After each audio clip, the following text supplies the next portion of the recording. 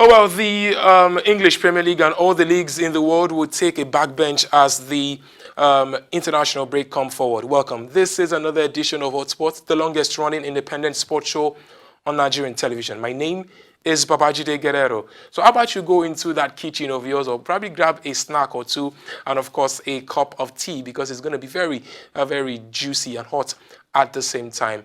We'll go for a quick break, and when we return, the gentlemen are in the studios with me. They are making their return to the show. It's been a while I've seen them, and boy, oh boy, am I excited to have you over there watching and then to have them in the studios. Stick around. NTA and AIT, in a rare collabo with Hotsport, are set to beam the earth-shaking encounter live to millions of Nigerian fans as the Super Eagles of Nigeria take on the Sampa Boys of Brazil in a Grade A FIFA friendly next Sunday, October 13, 2019. For sponsorship and commercial bookings, please contact Wale on 0803 702 2845. Larry on 0802-311-6311 or Rookie on 0708-164-9703. NTA, you can't beat the reach. AIT, first with sports. Hotsports, masters of the game.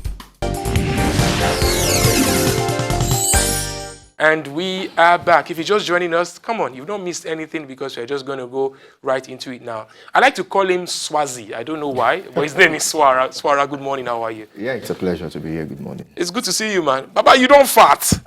You don't... I actually think I've dropped a lot of weight in recent weeks. Baba, you're dropping weight on TV, not in real life. We are here to you. It's good to see you. Farouk also makes a return to the show. How are you, my man? Well, I'm very fine. It's good to be back on the show, and definitely I just can't wait to get going. Gentlemen, the last time we saw a competitive game by Nigeria and Brazil was like, what now, 22 years ago at Atlanta?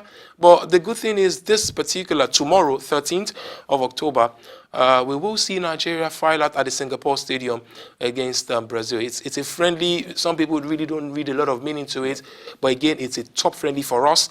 Brazilians are angry. They're saying Brazil is not playing top friendlies, but it's a matter of balance in here. But let me start with you, Farouk.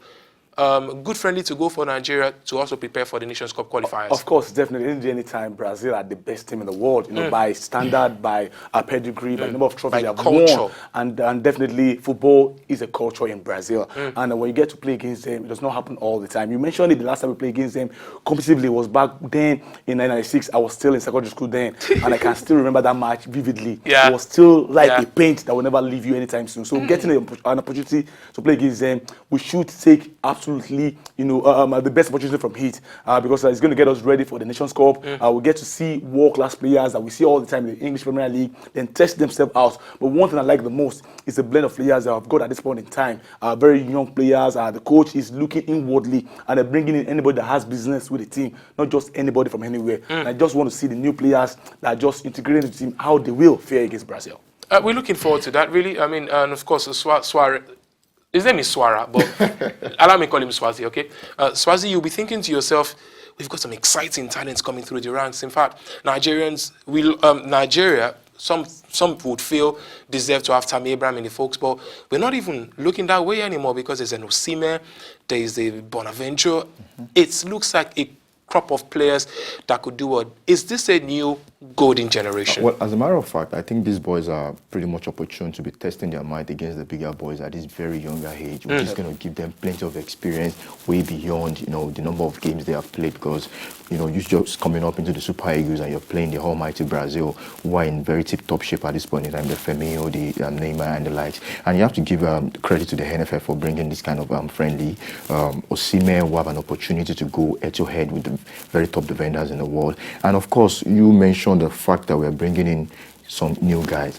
We also need to remember that there are some guys who have been in Super Eagles fold or fizzled out at some point, but they've been able to fight their way back. Absolutely. Someone like Ramon Aziz, who has had a very torrid last couple of 5-6 years, but then he has fought his way back. We saw what he's been I mean, we have seen what he's been doing with Granada and coming back to the fold against Barcelona. So it's a good opportunity for our young crop of players to prove their might and then prove to Nigeria that, okay, we've still got everything. And of course, for the technical crew as well, it's another opportunity to see these boys and see the proper need to see where they need to improve upon in terms Absolutely. of technicality, who to play what position and all that. So for me, it's a fantastic opportunity for us. It is indeed. I mean, on your screen is the number, the 22-man list that will be prosecuting that particular game. In goalkeeping will be Francis Uzo, Ikechukwu Ezenwa, and then the new lad, Emi Umaruka Okoye. But just like he mentioned, Swazi said earlier, it's good to see Ramon Aziz back in this particular fold. Making a return, he didn't really leave, was Wilfred Ndidi, as well as Victor Osimhen as well, Moses Simon. Victor Osimhen is enjoying time of his life, gentlemen. Maybe one of the hottest properties in Europe right now. Do you agree? Osimhen honestly has matured at the right time, and for me, we are going to benefit a whole lot from that, because when you play in the Champions League regularly, play against the best players in the world, and you also play against players like Neymar in France, definitely the future is just bright. Just hope it will not be it's going to be a long run, because most of our players tend to peak at a point in time, and before you know it, it's all over for them. But I still feel this guy has got everything to progress and also succeed as a vital number 9 striker for us. Swazi, you know one thing that always make me fall for Osimhen? It's not the regular number 9. The regular number 9 sometimes just join play when he chooses to put the ball at the back of the net. The boy is hungry. Yeah.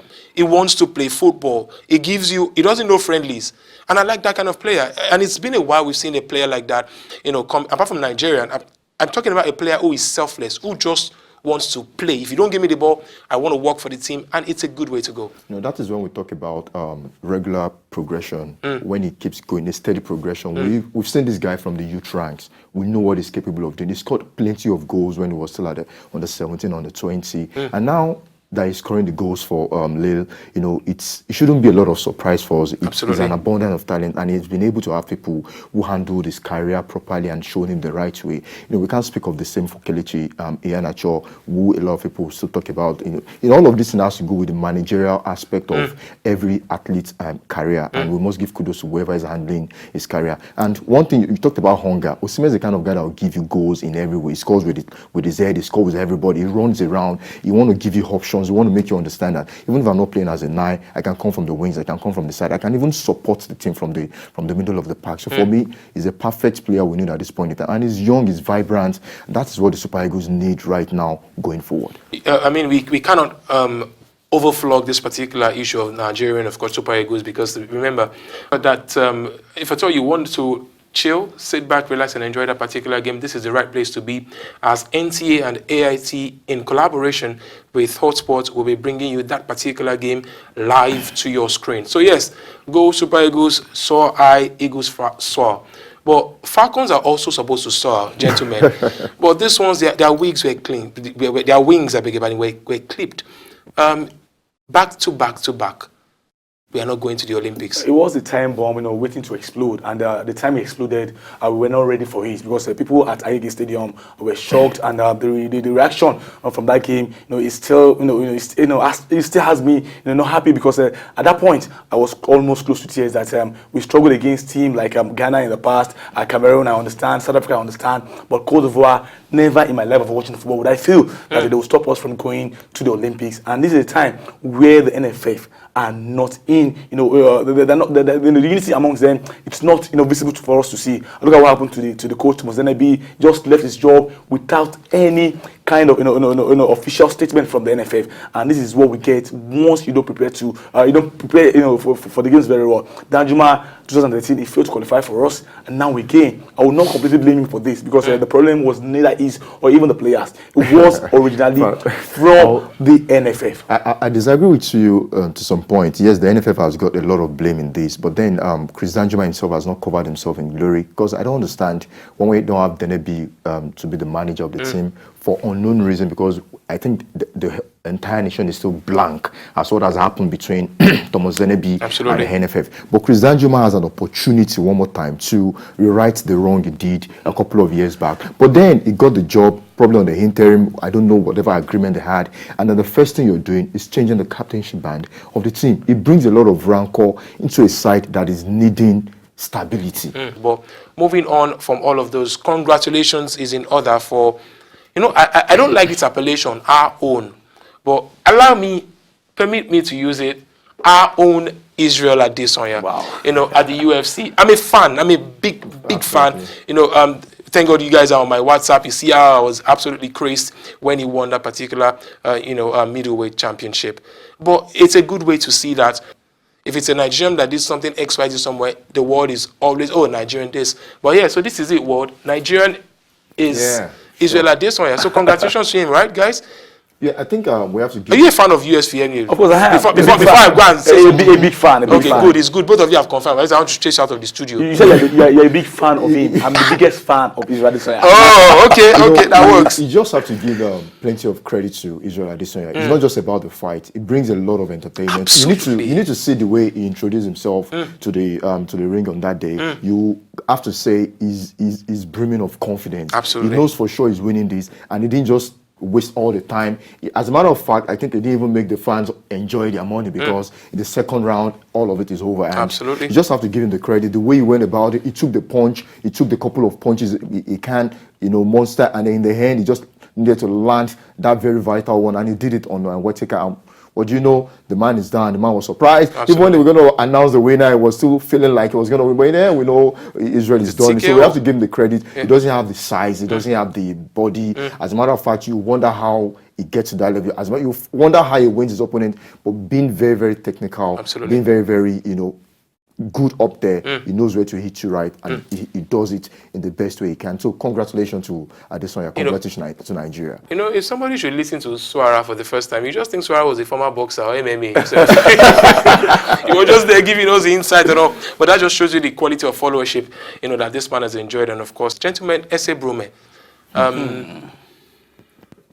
think it's a situation of a girl who really just wants to do a lot for this country, but the administration, the quality just doesn't come through. We saw the Nigerian contingent at the Doha, absolutely catastrophe right there. But she's been able to do what she's been able to do.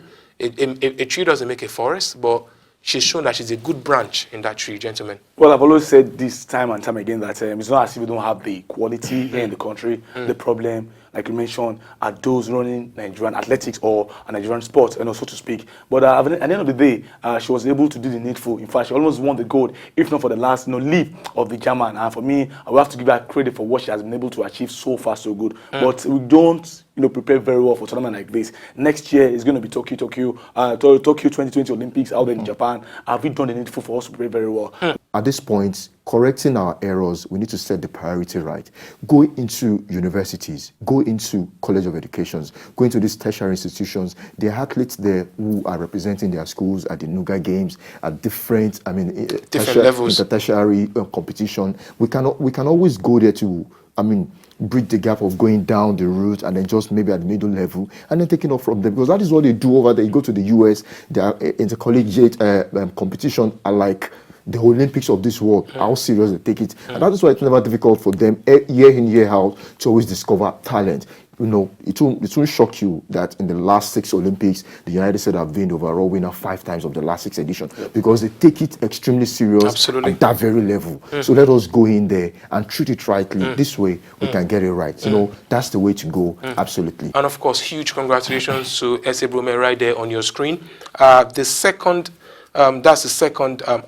longest career jump she's had at 6.91 over there in Doha. She received a heroic welcome at the Eastern Mediterranean University in Cyprus, and you can see the way they were happy, absolutely joyous, because to them, a glory to Ese Brume is not a glory to Ese Brume alone, but also to citadel of learning. So congratulations, girl. You go, girl. Well done.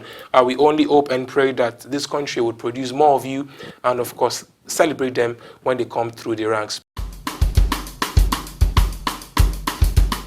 NTA and AIT, in a rare collabo with Hotsport, are set to beam the earth-shaking encounter live to millions of Nigerian fans as the Super Eagles of Nigeria take on the Sampa Boys of Brazil in a Grade A FIFA friendly next Sunday, October 13, 2019. For sponsorship and commercial bookings, please contact Wale on 0803 702 2845. Larry on 0802 311 6311 or Rookie on 0708 164 9703. NTA, you can't beat the reach. AIT, first with sport. Hotsports, masters of the game.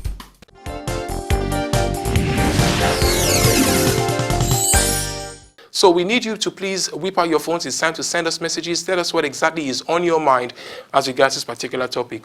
Ole Gunnar Solskjaer, OGS. Some people call him Ole. Some people call him Ole. But bottom line is that fans are not happy. The fans of Manchester United are not happy right now because they are showing relegation form. So we want you to please whip out your phones and tell us what exactly is on your mind. Do you feel Ole Gunnar Solskjaer should remain as coach at Manchester United, or it's time to go?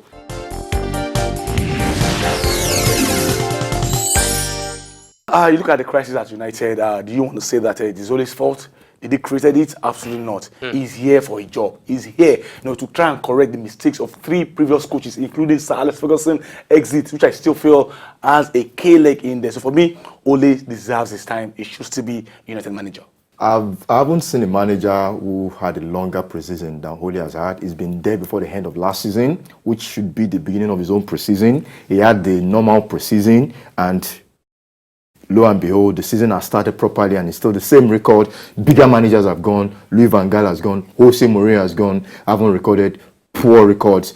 Why shouldn't Ole Gunnar Solskjaer leave? I doubt if at all we're going to see a more powerful thesis than what these 2 gentlemen has left, and that means they've thrown down the gauntlet for what is going to be a very interesting and delicious conversation. Do you want to miss it? I don't think so.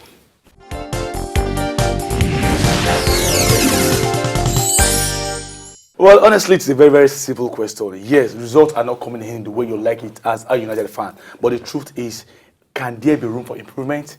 Is the future of United still bright? Absolutely, yes. I look at the player he has been using, to prosecute games this season. These are players from the youth academy, and these are players without any experience at the top level. Yes, results are bad, but I still feel that what he did for the first 12 matches of the season when he played last year, I haven't taken the job from Jose Mourinho. I feel that was no film 3. That was no.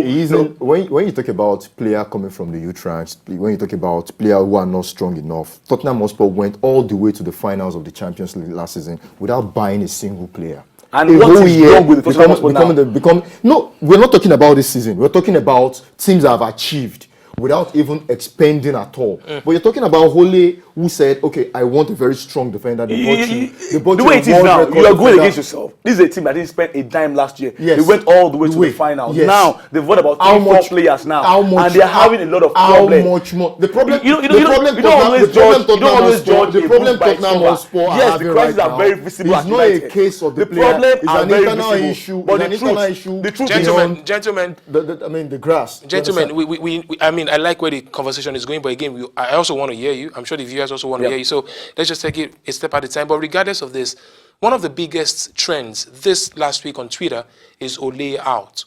And Farouk is still saying no. I don't think we've seen a manager giving so much like Ole has been giving, the kind of freedom, but he's not delivering. It's his first year. It's his first full year. And then we don't sack a coach on that 3 months if you want to sustain the culture of a club. One thing is for sure, the results are very, very poor. In fact, the worst since the inception of the Premier League. But the truth is, Ole Gunnar Solskjaer bought just 3 players, and it's just like a cancerous problem where it is, it is deeper than him. There is a certain structure at United. Was Ole announced 3 months ago? It wasn't. Good. He's been there for over a year now. Not up to a year. Not up to a year, but he's been close to a year. Yeah. He's been there before the end of last season, which made me say the other time that he's had a prolonged preseason, because I will assume that towards the end of last season is the beginning of his preseason to learn the player. Know what is on ground. Don't let's call it out. Don't let's call the opportunity of those that are watching us. There's not like Brazil last season. He had a very big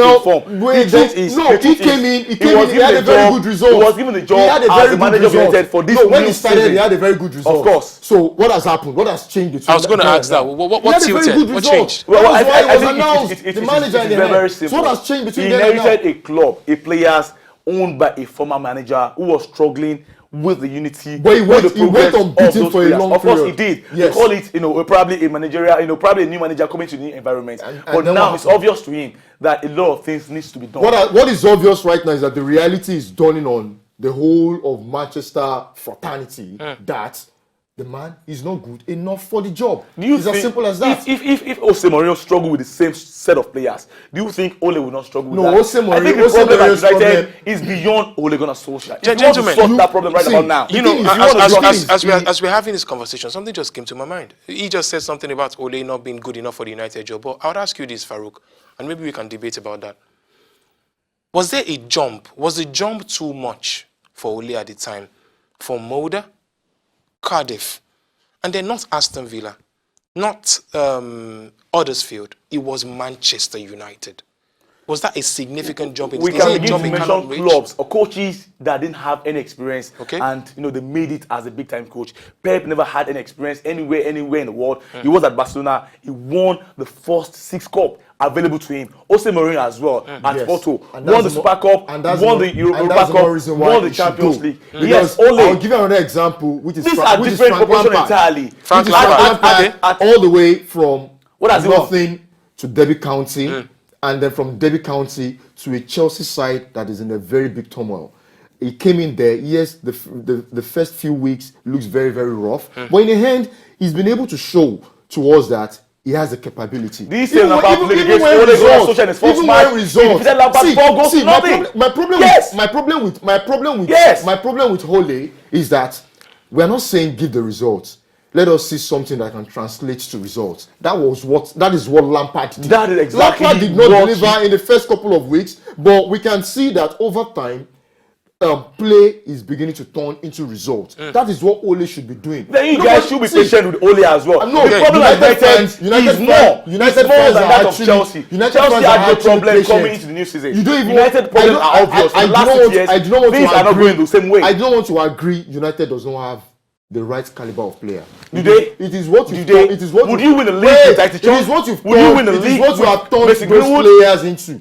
Mata was probably Chelsea's best player for 2 seasons. It doesn't matter anymore. Mata don't matter anymore. Fred was It's brought just- from it's just- Shakhtar it's Donetsk just any for player a huge that- amount of money. Who bought him? So we are talking Was about it players Ole that you that bought bought- for a huge amount of money. Ole never bought those players. He only bought 3 players. He bought If a defender, coach should buy his player, then every coach should buy his 11. Yeah, well, United will not even beat anybody away from home, and he has his next game, a very difficult one to win as well, against Liverpool, who has been very smart all through the season. So I don't see if Ole doesn't get sacked after a defeat to Liverpool. I'm not saying after they play to Liverpool. I'm saying after a defeat, because it looks like he's going to be defeated again. I don't know. United might just be going down way to relegation, just like Sam Allardyce predicted earlier in the week. Well, for me, it's very simple. It's very easy for you to pinpoint a team down, a manager down, but the point is give him a chance to defend himself. Ole has bought 3 players. Mourinho bought as much as 14 players at United. He will still got the sack. Allow him to have about 2 or 3 windows and see exactly if he is good. Yes, results are not incoming at this point in time, but I still feel he's got the capabilities of turning things around. If he could do it for the first 22 games of the season when he took over, I think he can still do it. Wow. All right, guys, this is where I go for a break because just like them, I also need a water break. And then we'll be doing that right after this. And then we'll go from that break, we'll have the final whistle. Remember, it's your show, so do well to whip out your phone to text us. Let us know if you think Ole Gunnar Solskjaer should remain as Manchester United coach or way out. We'll be right back after this.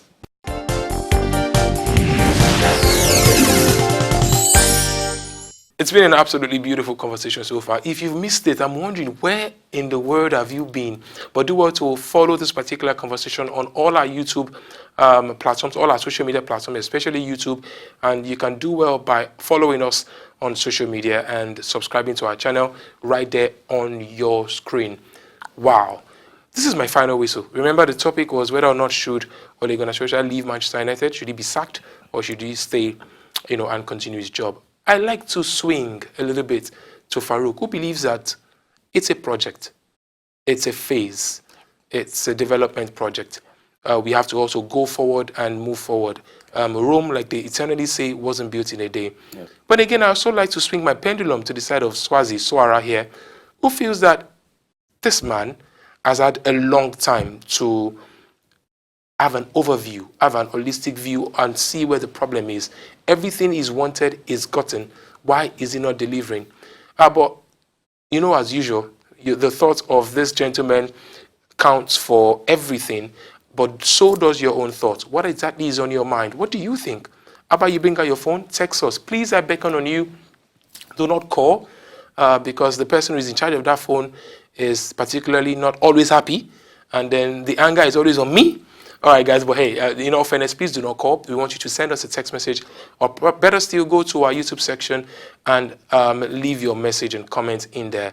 What do you think? Ole Gunnar, should I stay or go? It's time for us to also go, leave the studio, but not without saying thank you to this gentleman that made this particular hotspot such a joy, such big one to remember. Farouk, thank you so very much for coming. Yeah, my pleasure. We're going to do this again very soon? Definitely. Definitely. So, Swazi, the younger brother to Suarez, the one that plays for Barcelona, thank you so very much for coming, man. Yeah, it's always a pleasure to be here. It's been a fantastic time with this gentleman in the studios, and the beautiful feel would continue tomorrow when Nigeria play against Brazil at that particular friendly. And remember that NTA and AIT, in collaboration with Hotsports, will be bringing you that particular telecast live from the Kalong Stadium. Till then, and of course, till next week, till I see you again, remember, please take care of yourself and look after each other. My name is Babajide Guerrero. Bye for now.